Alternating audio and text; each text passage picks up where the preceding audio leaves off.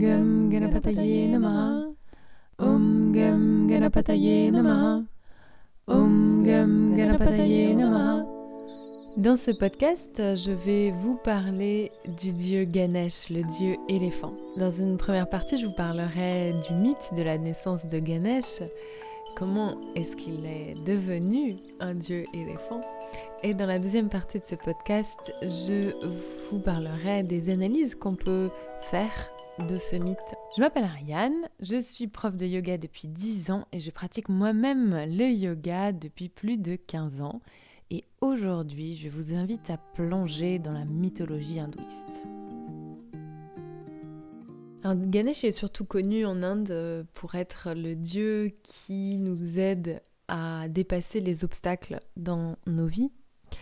Donc en général, on lui fait des offrandes quand on a des projets, construire une maison, ou se marier, commencer des études. C'est aussi le dieu qui place les obstacles sur notre route. Et donc c'est intéressant déjà de voir que finalement ces obstacles, c'est souvent nous qui les créons, sont souvent des obstacles mentaux plus que des obstacles extérieurs. Ces obstacles, ils sont aussi des opportunités de grandir, comme on va le voir à travers ce mythe. Ce sont des possibilités pour nous de développer des nouvelles compétences et éventuellement de changer de chemin.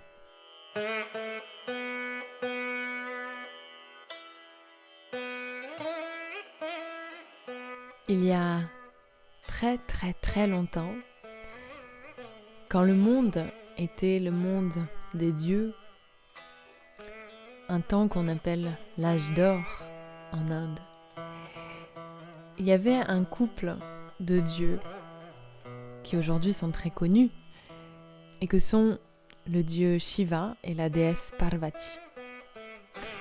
Shiva et Parvati est un couple qui s'aime profondément et ils partagent deux choses dans leur couple. Première chose, c'est leur intimité, leur sexualité, la sensualité. Et l'autre chose qu'ils aiment beaucoup faire quand ils sont ensemble, c'est de jouer aux dés. Ils aiment beaucoup parier. Et l'histoire commence à un moment où Shiva et Parvati jouent aux dés.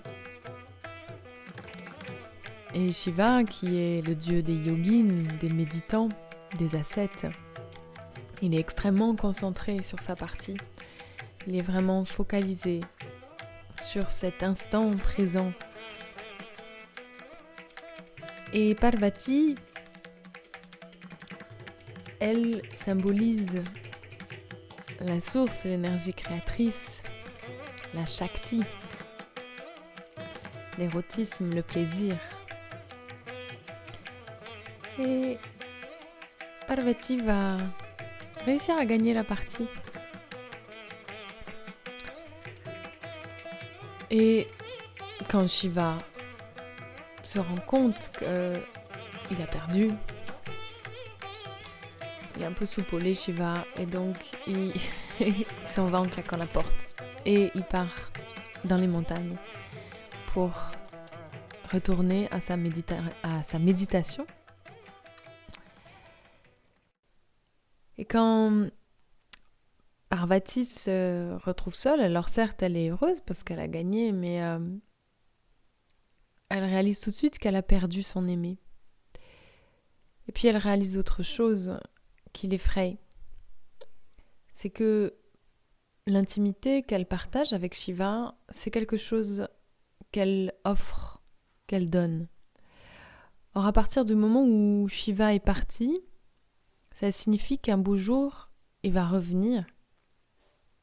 Et lorsqu'il reviendra, il va réclamer à nouveau de pouvoir entrer dans cette intimité.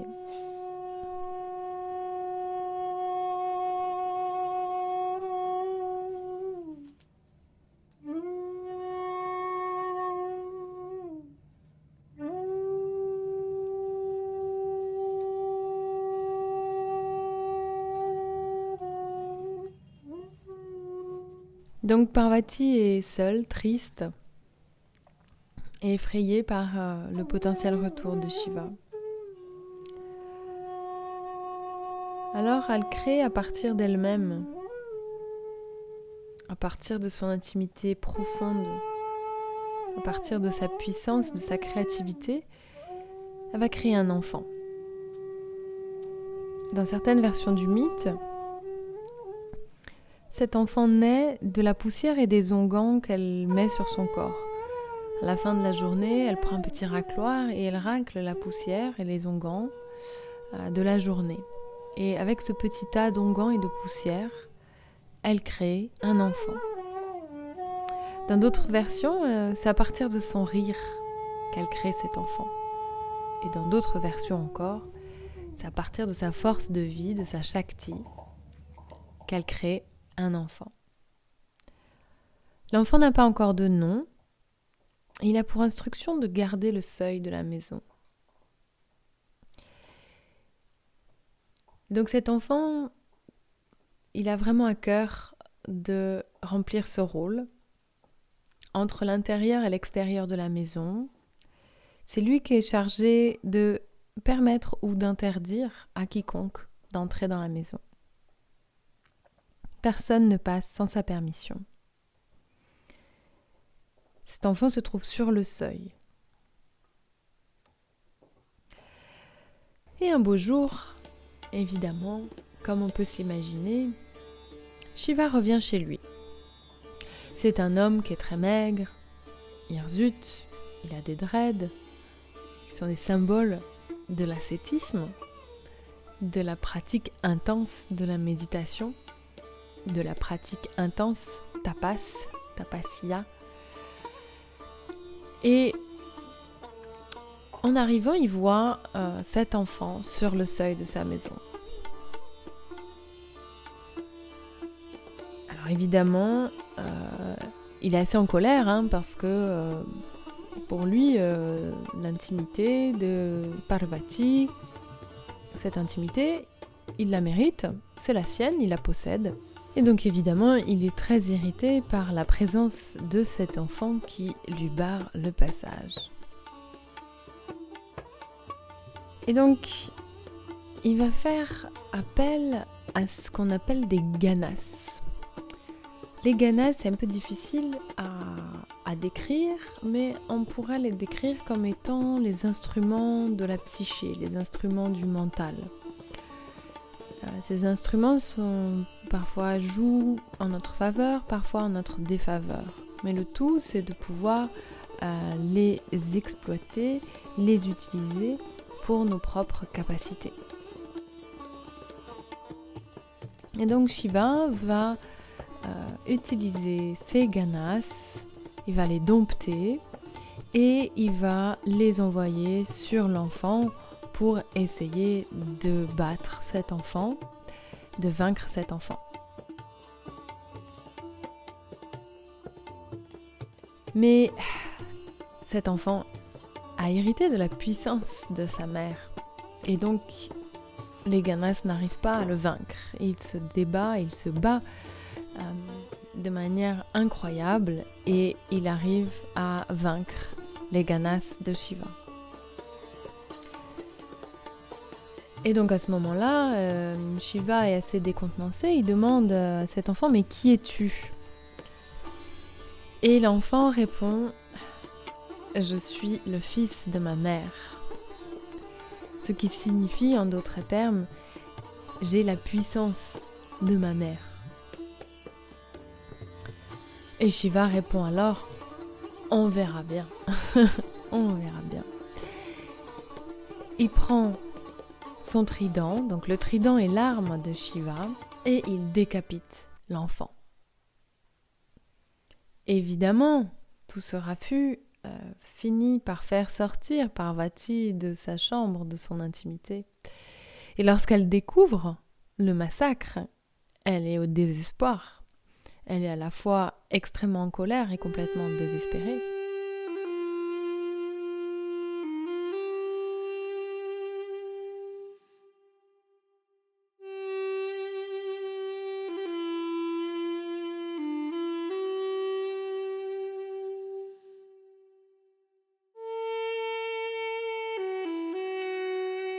Et évidemment, elle demande à Shiva, mais qu'est-ce qui s'est passé ? Tu ne reviendras jamais dans ma chambre, sauf si tu es capable de réparer cette blessure. C'est alors que Shiva comprend différentes choses.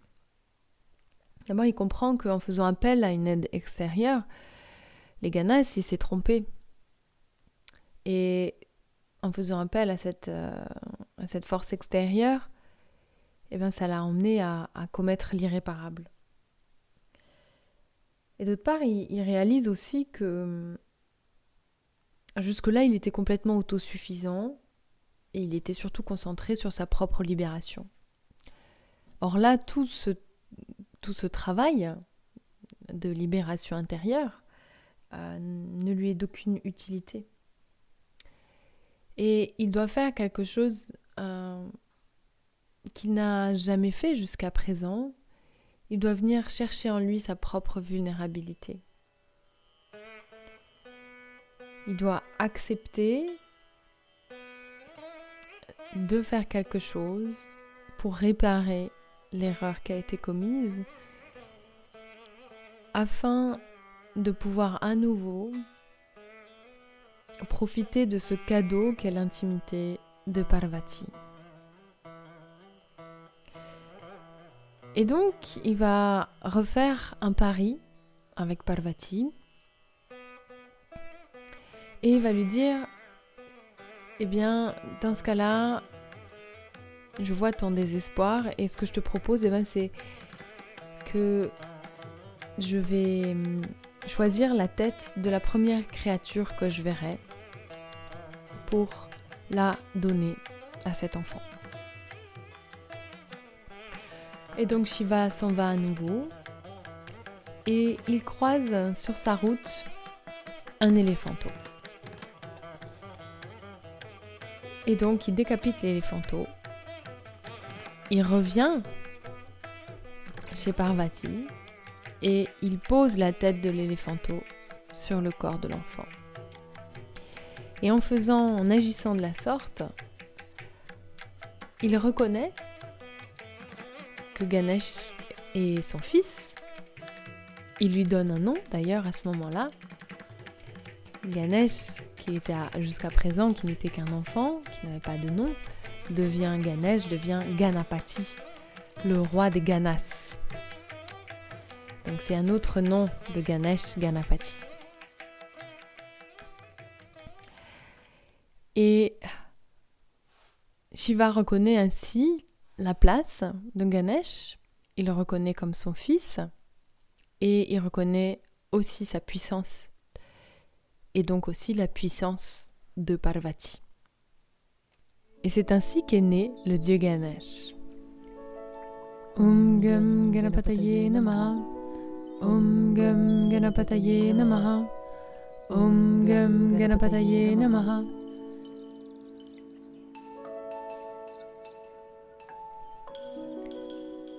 La première chose qui frappe, je trouve, dans ce mythe, c'est déjà alors cette violence, cette histoire de décapitation qui est un peu, qui nous secoue un petit peu.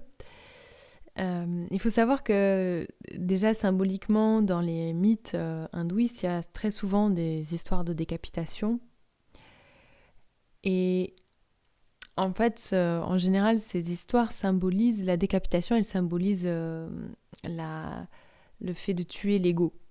La déesse Kali, par exemple, est souvent représentée avec un collier de tête humaine. Et ça symbolise son combat réussi contre l'ego. Donc là aussi, il y a cette notion-là. Et il y a aussi un autre apprentissage dans cette décapitation, parce qu'on pourrait se dire, oui, ok, il a décapité l'enfant, peut-être qu'il pourrait juste reposer la tête de l'enfant sur le corps, et puis voilà, on n'en parle plus. Or, c'est pas comme ça que ça se passe.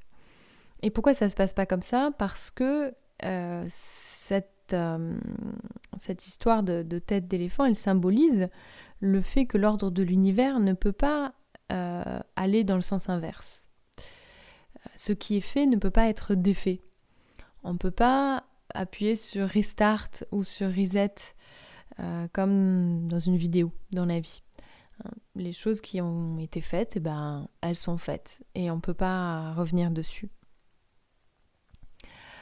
Ceci dit, dans le mythe, on voit qu'à partir du moment où Shiva comprend son erreur et qu'il va chercher au plus profond de lui-même, dans sa propre vulnérabilité, il change le cours du mythe.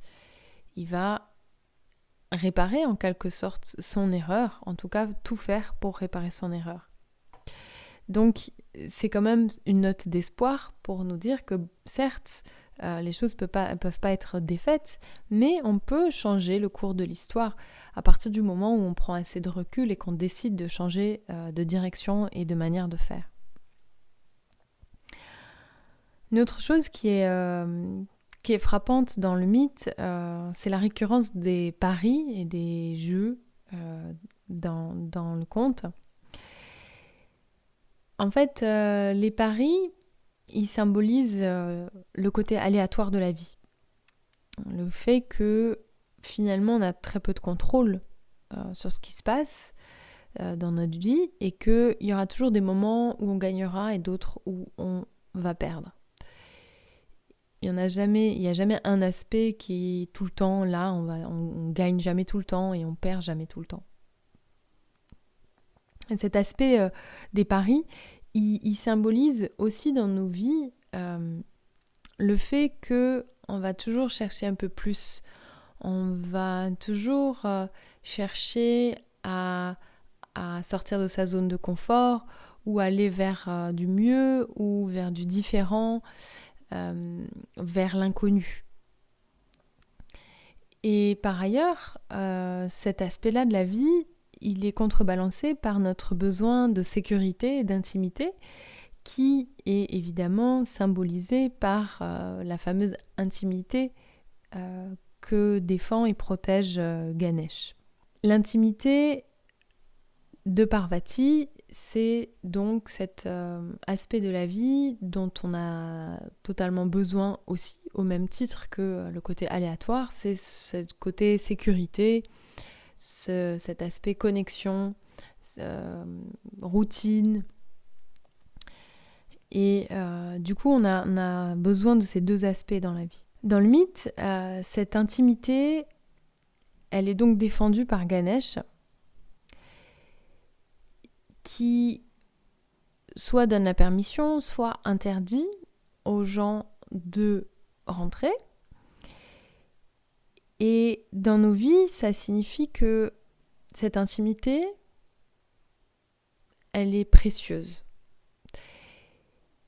Et si on laisse tout le monde rentrer dans notre intimité, eh bien cette intimité perd de sa valeur. Ça n'est plus de l'intimité en fait. Si au contraire, on est tout le temps en train de dire non, et on laisse personne rentrer dans notre intimité, alors cette intimité se transforme en solitude. Et donc quelque part, Ganesh, qui se trouve sur le seuil, il rend cette intimité précieuse et il vient symboliser le fait que notre capacité à dire non rend notre oui encore plus précieux.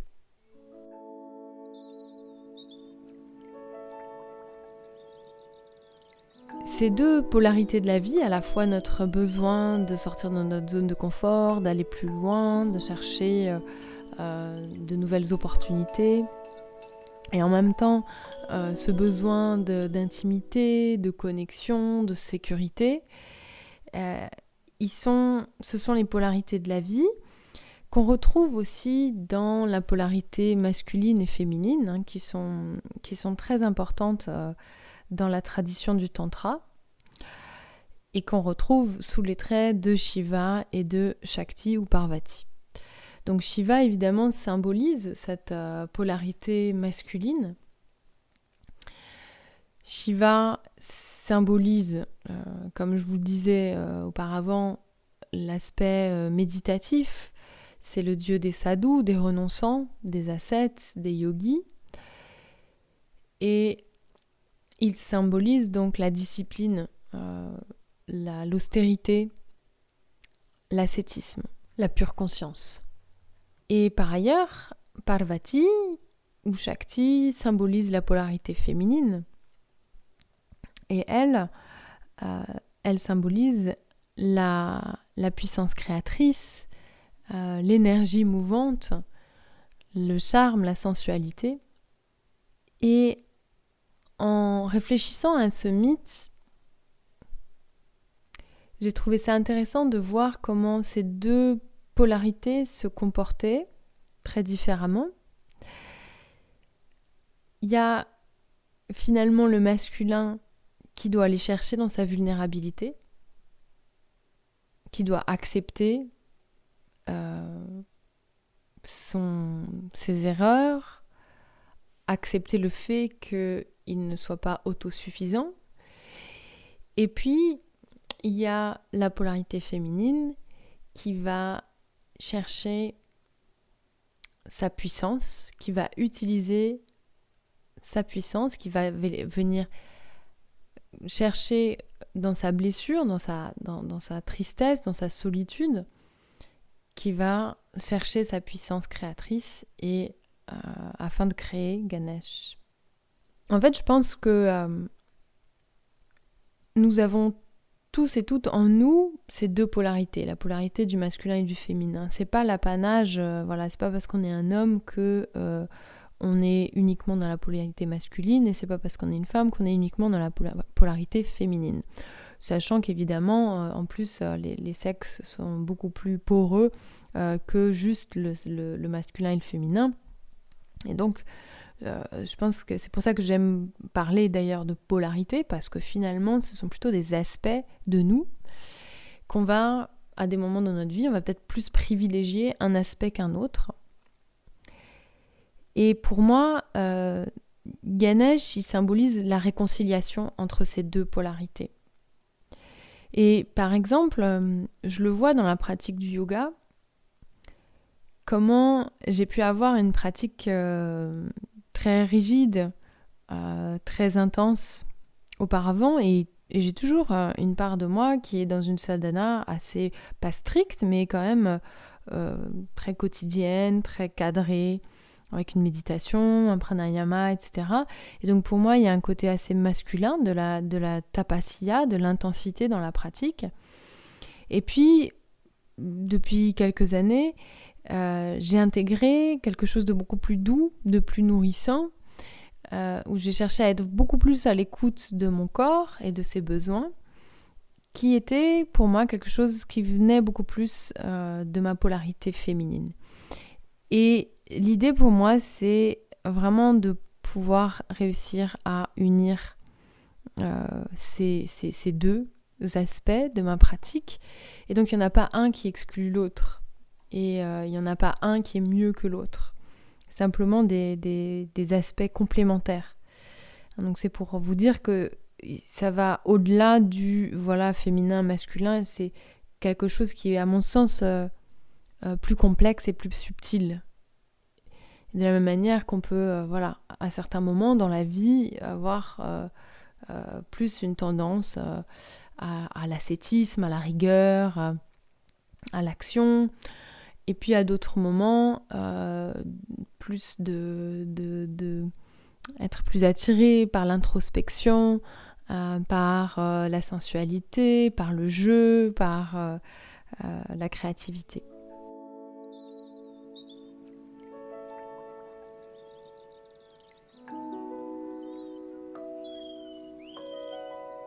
Ganesh, il symbolise vraiment ce lien entre les deux. Je vous disais, il se trouve sur le seuil entre l'intérieur et l'extérieur de la maison. C'est lui qui permet ou qui interdit.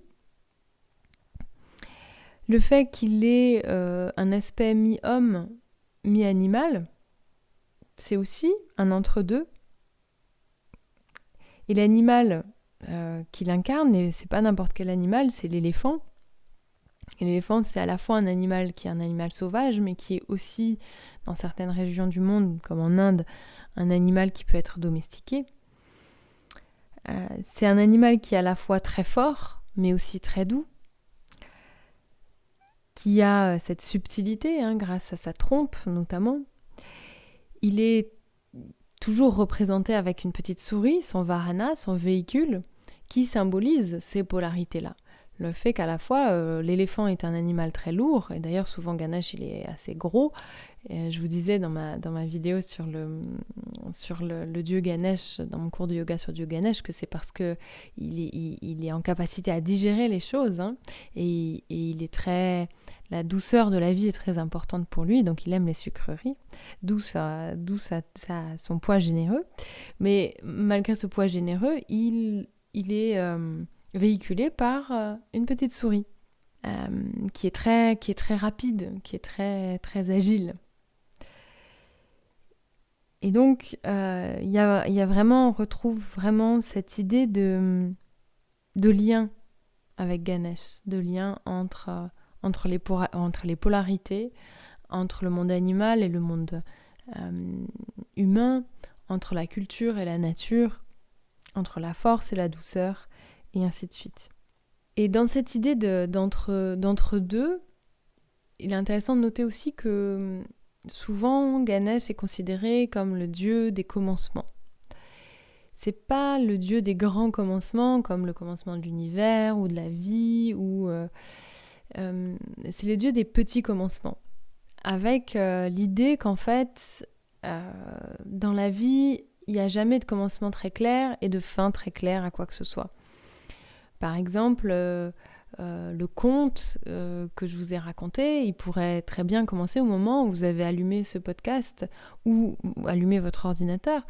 Il pourrait aussi commencer au moment où j'ai prononcé ces fameux mots « il était une fois ».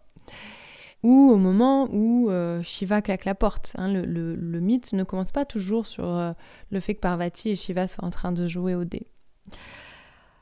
Donc là, encore une fois, ce mythe, il illustre le fait qu'il n'y a jamais vraiment de commencement ou de fin claire aux choses, et que ces commencements, le fait que Ganesh soit le dieu de ces petits commencements, ces commencements-là, ils sont chaque instant. Dès lors qu'on se place dans l'instant présent, on est dans un nouveau commencement. Il n'y a pas de réel début ou de fin, quoi que ce soit. Et à partir du moment où on se place dans l'instant présent, alors chaque instant est un nouveau commencement.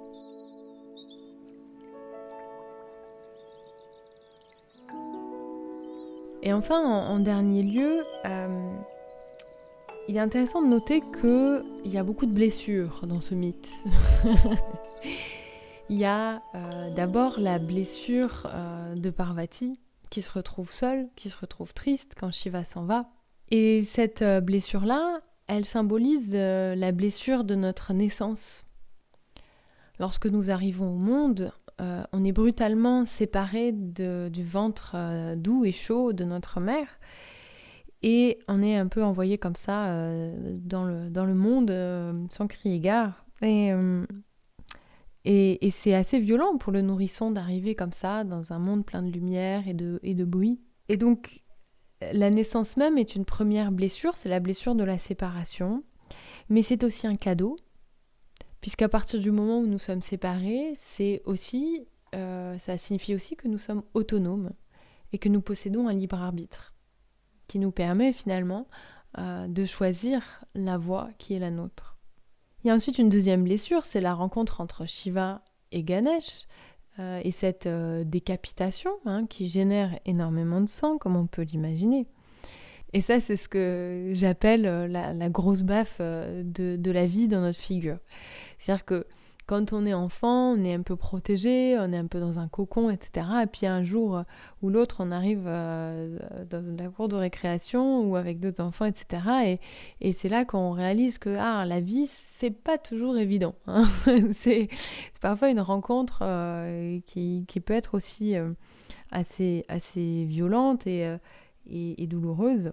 Mais on voit que dans le mythe, cette rencontre-là, même si elle est source de désespoir et de souffrance, ça va être l'occasion en fait de repartir sur de nouvelles bases et même de créer ce dieu Ganesh qui devient un dieu extrêmement puissant, extrêmement sage.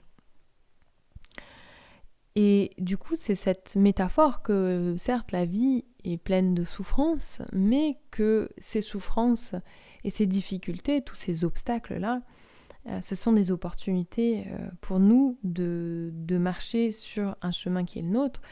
Et la trompe de Ganesh symbolise d'ailleurs toutes nos capacités d'action. On peut agir de manière très différente.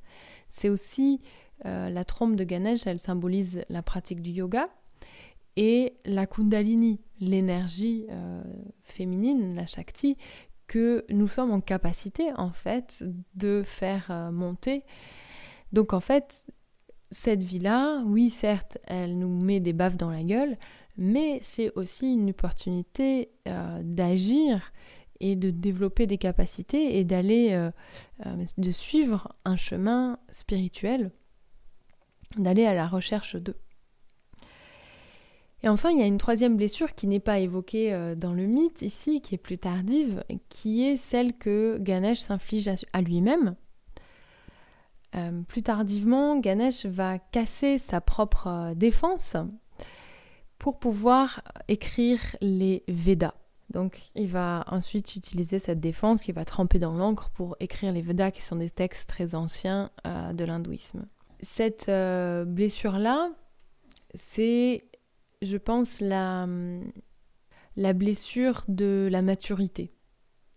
Le moment où finalement on a un petit peu vadrouillé dans la vie et on se rend compte que pour pouvoir transmettre et passer au-delà de juste de notre petite personne, de notre ego, eh bien il va falloir chercher notre propre vulnérabilité et notre propre puissance. Donc on en revient toujours à ce que Shiva et Parvati ont découvert grâce à la naissance de Ganesh.